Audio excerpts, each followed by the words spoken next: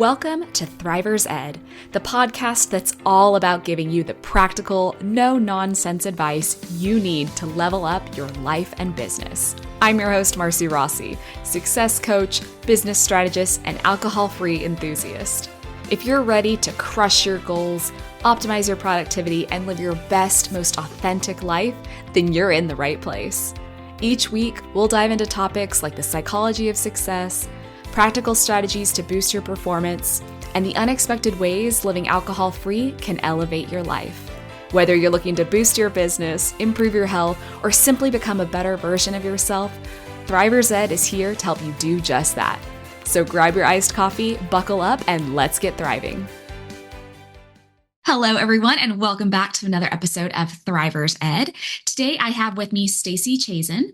Stacey is a dynamic leadership development coach and proud introvert, and she is rewriting the narrative on introversion. Having grappled with societal expectations that favored extroversion, Stacey underwent a remarkable transformation. Instead of conforming to societal pressures, she embraced her introverted qualities, turning them into powerful assets that allowed her to thrive both professionally and personally. Now, as a fervent advocate for introverts, Stacey draws on her extensive corporate and nonprofit experience, a master's in organizational development and leadership, and certification as a Myers-Briggs type indicator practitioner to empower introverts, guiding them towards self-acceptance, fulfillment, and success in the workplace and beyond. Stacey, welcome to the show. Thank you. I'm so happy to be here, Marcy. I'm so happy to have you. Stacey, I think that most people are generally familiar with the term introvert and extroverts, but because that's going to be the main focus of the show today, I would really love to hear in your own words kind of what the difference is between these two. Yeah, great question. I love it because there are so many misconceptions out there about what being introverted or extroverted actually means. So I love to dispel some of those and set the record straight. So when we talk about being an introvert or an extrovert, and the language we technically use in terms of the Myers-Briggs type indicator or MBTI, and for any of your listeners not familiar with that, MBTI is the world's most commonly used personality tests, and it shares preferences that we have along 4 different dimensions, one of which is how we get energy from the world, how we're energized.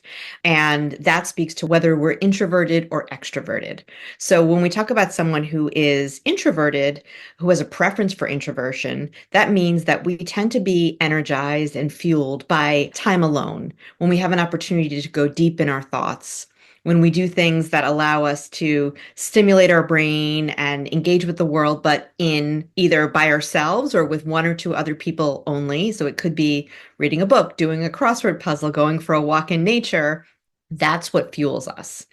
In contrast, people who are extroverted or have a preference for extroversion tend to be fueled by others and the outside world.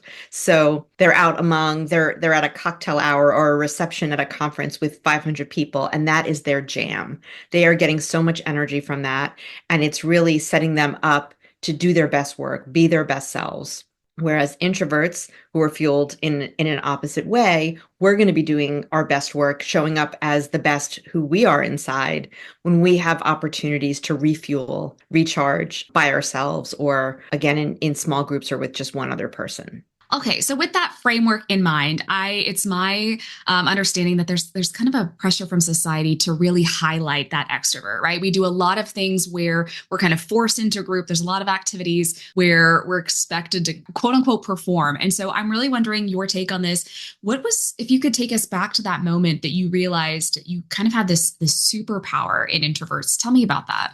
Yeah, and I'll start by saying that this pressure that we feel to be extroverted, for me, at least, and I think a lot of other people, it starts when we're toddlers or we're in preschool. And our preschool teacher tells our parents, she needs to be in circle time for the whole time, or she's not playing with enough kids on the playground, or how come she likes to play with the blocks by herself? She needs to play with other kids. We hear this message from the time we can hear messages that being more social, more collaborative, more engaging with others is somehow better than the way we prefer to do things as introverts.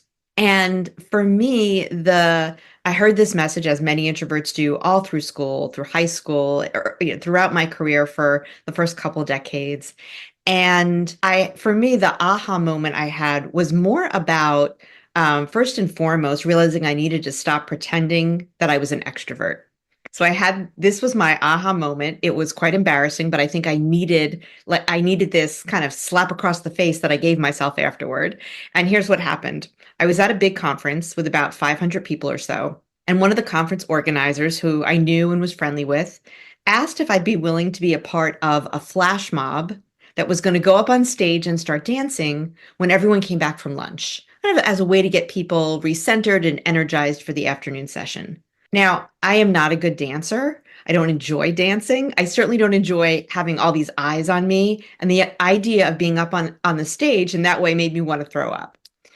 But despite all my introvert alarm bells going off, I felt all this pressure.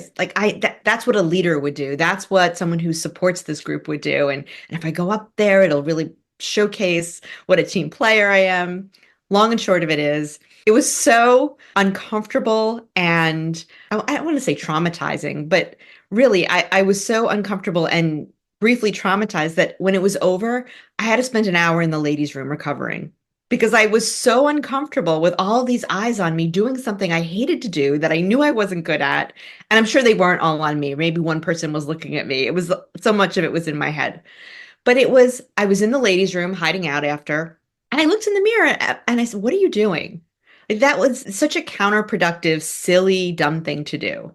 It didn't show that I was a leader. It showed that I was a pretender and I wasn't being true to who I was. And it was the start of my wake up call where I really started thinking about, okay, if I'm not that person, what person am I? And who am I when I'm at my best? And I started going down a path of studying leadership theory. I ultimately decided to go back to school and get a master's in organizational development and leadership. And the biggest learning for me from that experience was the absolute importance of leading from a place of self-awareness. And what that means for me as an introvert, and for me in all the other ways I'm wired as well, is being true to who I am, recognizing that the way that I'm wired as an introvert is fine just as it is and is better than fine. And that all of us need to stop pretending to be something we're not if we really want to be successful and happy. And for those of us in the professional world, we feel that pressure to be more extroverted because professional spaces are designed with extroverts in mind. Wow, that story is my nightmare. I would hate to be asked to be in front of everybody and dancing. I'm also not a fantastic dancer, so I can understand that would really put the pressure on, and I can see why that would be so eye-opening for you to be like, this is not the path I want to go down. So if that's the case, then what is the path that you wanted to go down? If you're no longer pretending to be that extrovert who's, the up for anything girl who's going to go dance on the stage, what did that instead look like for you when you started to really lean into who you are? What it looked like was I started, first of all, considering when someone asked me to do something, if I had an opportunity, whether it was a task, a role, a new client, I sat down and I thought about who am I as an introvert? And is this opportunity, this ask, going to be aligned with that? And the framework I used for doing that, and I use this with the clients I coach who are all introverted professionals, I use a framework called appreciative coaching. And it's basically centered around the idea of identifying the best of who you are as a human, including your introversion. And that best of who you are is something called your positive core. So what that means is your positive core is all the things that make you great. To simplify it, whether you're a great writer, you're empathetic, you're analytic, you're thoughtful. Like, these are all traits that are typically associated with introverts, as well as every other way you're wired. Like, maybe you're a great decision maker, and maybe you're a great planner. All these things. And the idea is to reflect back on your life, especially your professional life, and identify peak experiences.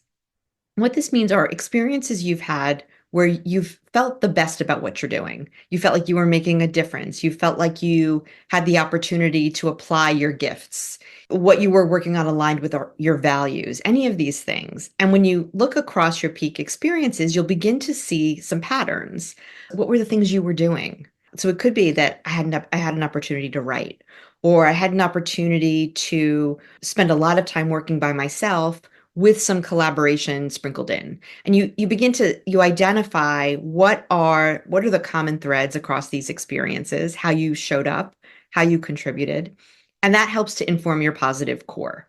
Once you know what your positive core is, you can begin to say, okay, what are some opportunities I can have to apply my positive core? So I call those introvert powered leadership opportunities or professional opportunities.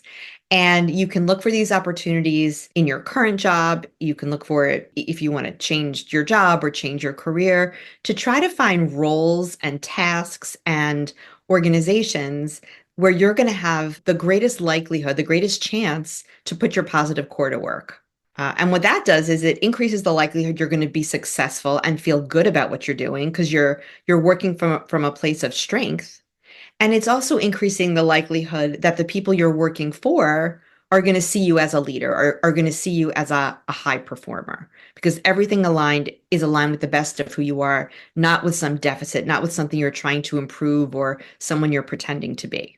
Fantastic. So we are kind of leaning into those things that really shape us, the things that we really get to highlight our strengths and focusing on those instead of trying to fit some mold of what we expect kind of a leader to be.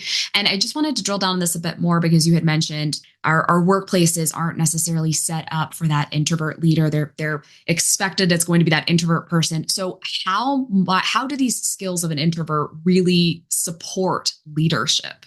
Great question. So, and this comes down to this notion that society has, the majority of society has, about what makes a leader, right? So, the traditional notion of a leader is someone who is strong and powerful, all knowing, someone who can have conversations with anybody, be motivational, who can bring out the best in other people.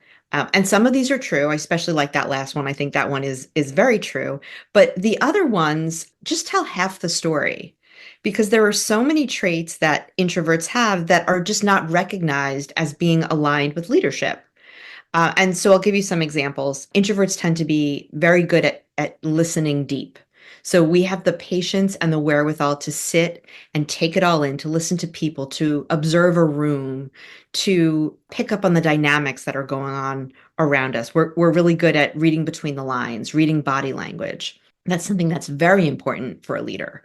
Another thing we are really good at is we tend to be highly empathetic and highly emotionally intelligent. So this means that we're able to see what other people need, what they need to be successful. It's critical when you're talking about how do you bring out the leadership in other people and build their leadership capacity, very much tied to empathy. Another thing that we tend to have a calm demeanor, which means that if there is some kind of conflict, you're dealing with turbulent times in your organization, it's very good to be able to come in and not immediately jump out there with a solution, but to calm people down and say, reframe the issues that you're seeing in a way that's non-confrontational.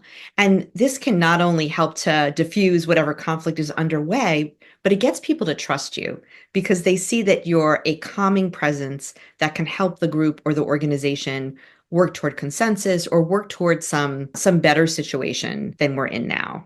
And then the last one I'll mention is we tend to be really good writers. And writing as a leader, whether it's an email to the company, a memo, engaging with other people on a one-on-one basis, so important to be able to write effectively and in ways that inspire people, that make clear how you support them, make clear what your shared vision is, really critical for leaders to do. And we tend to excel in that area.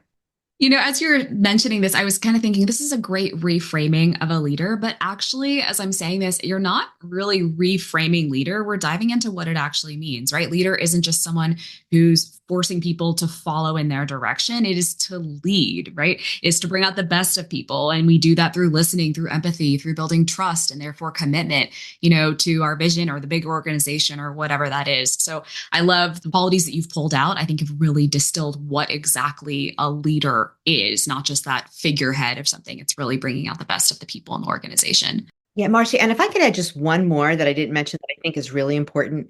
People think often that having a brilliant idea or some answer, some solution right on the spot, the quicker you can come up with the answer or some idea, that means you must be smarter, you must be a better leader, you must be more innovative, fill in the blank there. And that trait of speaking quickly, right? So extroverts like to think out loud, we say, they're more likely to do that. But the ideas they're coming up with are not more likely to be better because they're doing it so quickly. Whereas introverts, we like to take the time to process, give it some thought, look for some data to support what we're coming up with.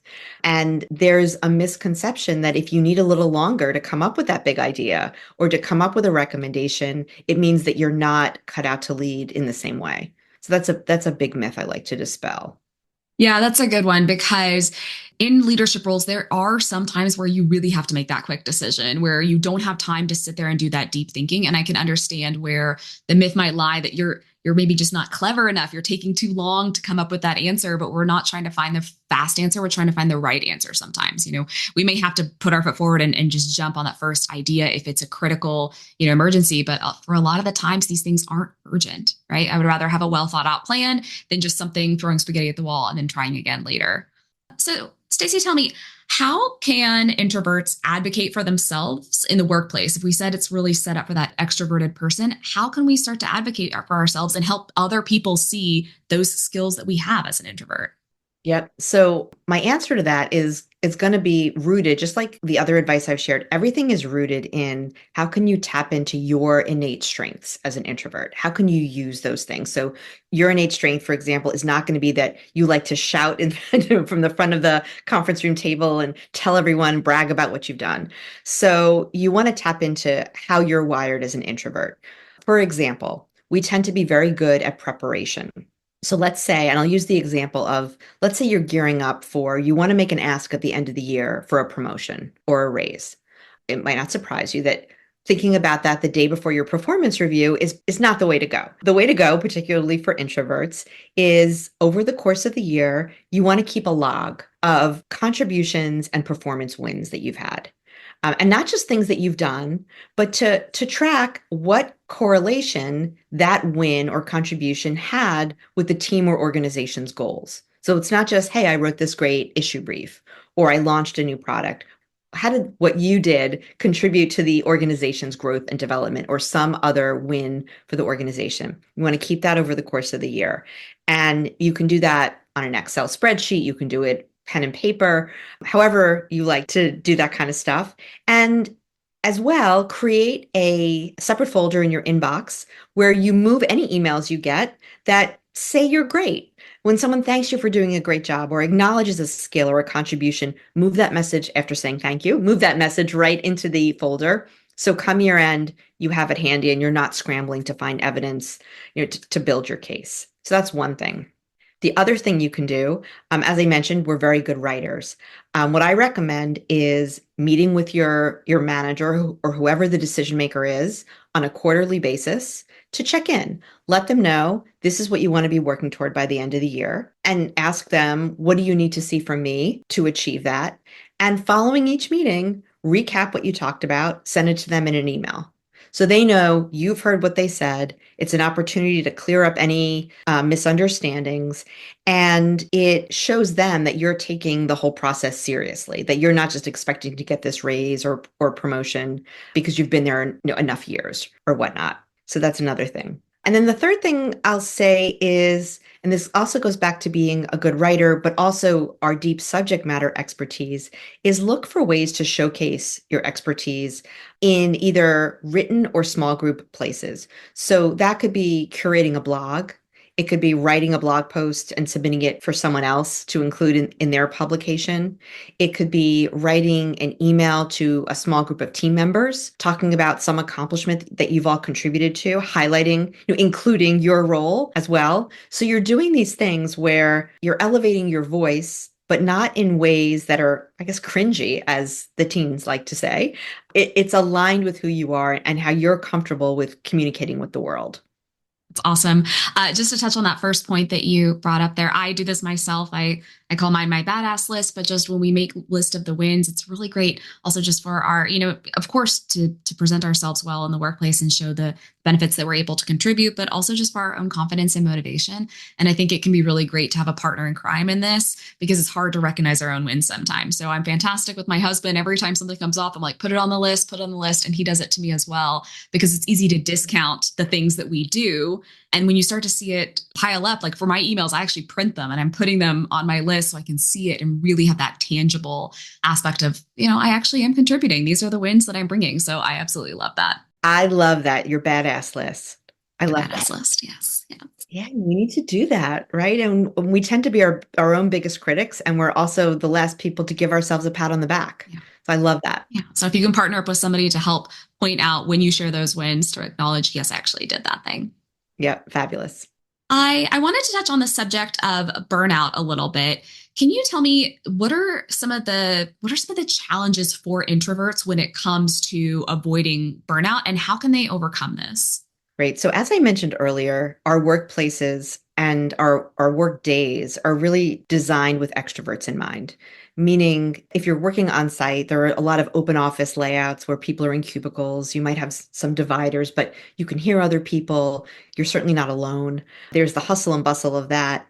There's also, when I talk about our work day, a lot of organizations, depending on your role, depending on the organization, we have back to back to back meetings. They could be in person or they could be on Zoom, but we're typically not getting the downtime we need to recharge between those meetings. And then there's also a lot of pressure for collaborating.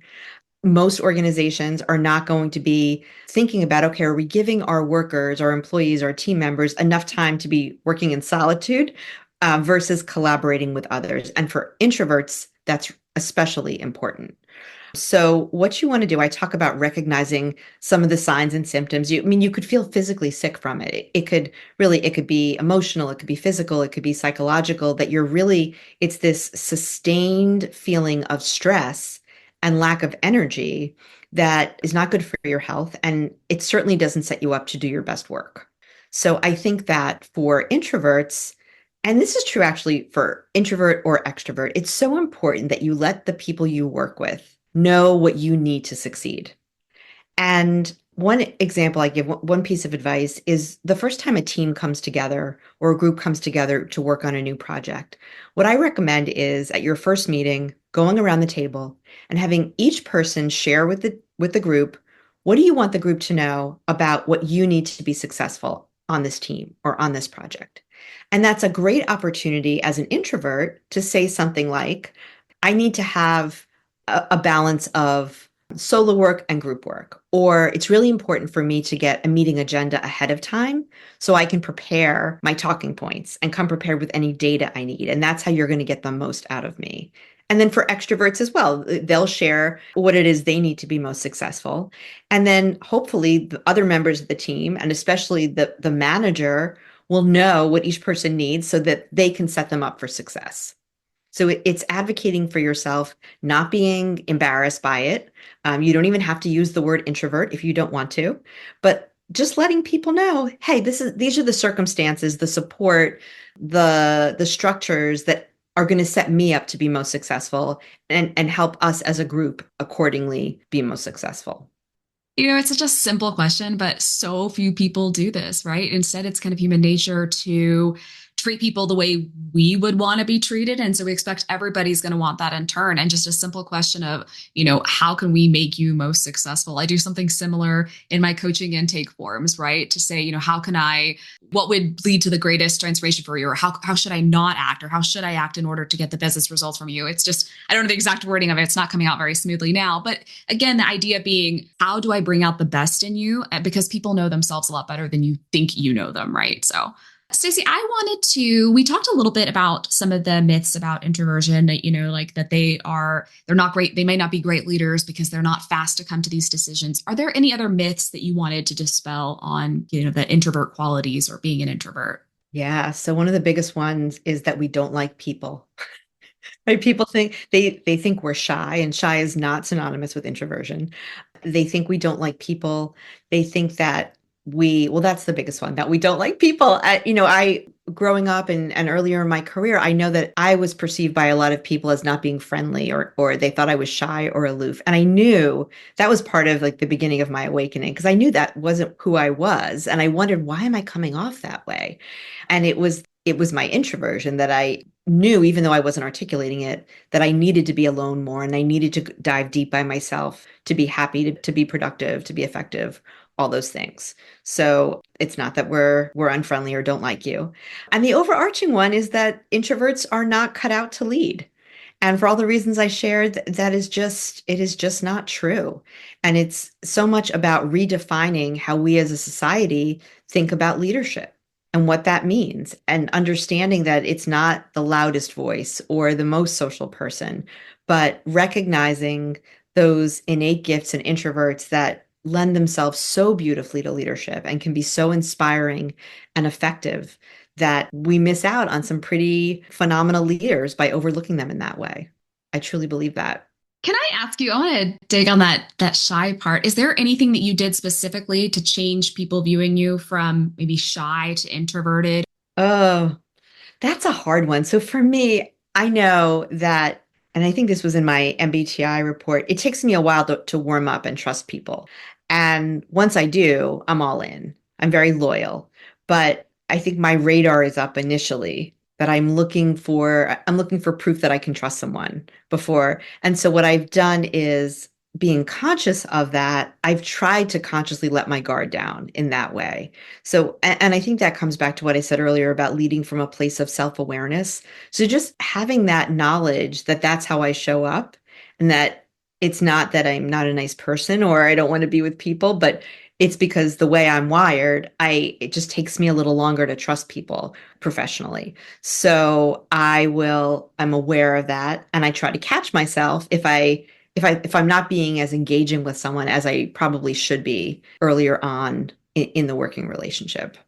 Yeah, that was probably an unfair question because it's going back to like, how do you change who you are in order to change other people's opinions, right? Like, it's going back to that very beginning where you were trying to fit that external expectation of what a leader is and instead just acknowledging your own qualities there. But I love that you're, showing that awareness, that self awareness of this is how people might perceive me and how can I kind of adjust so that they are getting the true version of who Stacey is, not necessarily the shy person, but really, yeah. So there's the kind of double faceted there, I think.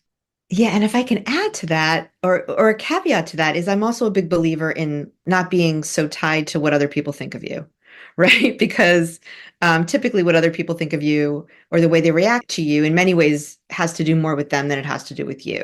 But in this case, if I'm acting in a way or coming across in a way that's going to be counterproductive to the work, to the relationship in the long run, that's where I see the value. And then if they're still not feeling it, then that's all about them. All right. So we have dove into our superpower of being introverts. I'm throwing myself in this mix because I would consider myself an introvert as well.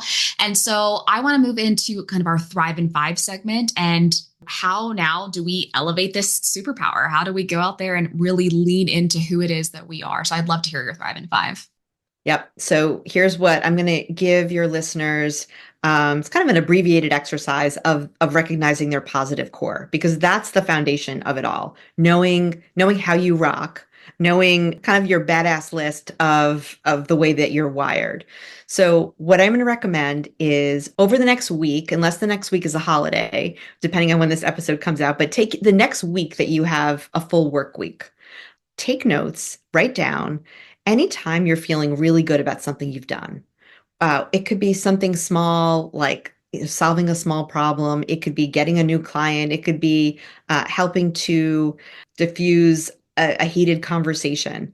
Keep a list of these accomplishments, these things you've achieved, and then reflect on, like that's in one column. And then in the next column, reflect on what introverted strengths did you use in those situations? Was it your calm demeanor? Was it you put something in writing? Did you feel like your empathetic gift really kicked in? And look across those experiences at the end of the week. You could take 2 weeks if you feel like you haven't had enough opportunity to identify things in one, but look across that week or two, look at that second column and see what the commonalities are. How are you showing up during these quote unquote peak experiences that you've had over the course of that week or two? And keep a list, pull that out. And that's going to be the beginning of your positive core.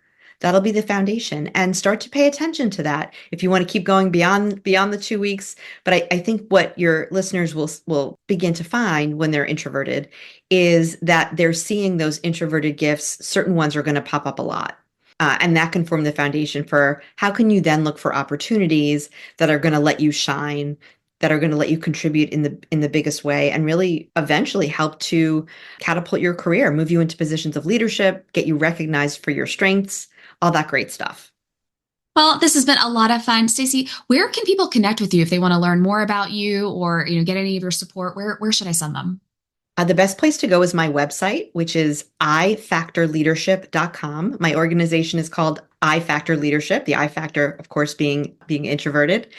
They can get information there. When they go to the website, they'll also find a free download. I have a guide there for daily productivity hacks for introverts. So ways essentially that you can help to prevent and manage the burnout that we talked about earlier. How can you get more done without feeling that stress and burnout? People can find me on LinkedIn at iFactor Leadership, and I can give you a link for your show notes for a guide I have that helps people to negotiate and ask for what they want, whether it's a promotion, a raise, or something else. So a free download that I'd love your listeners to check out.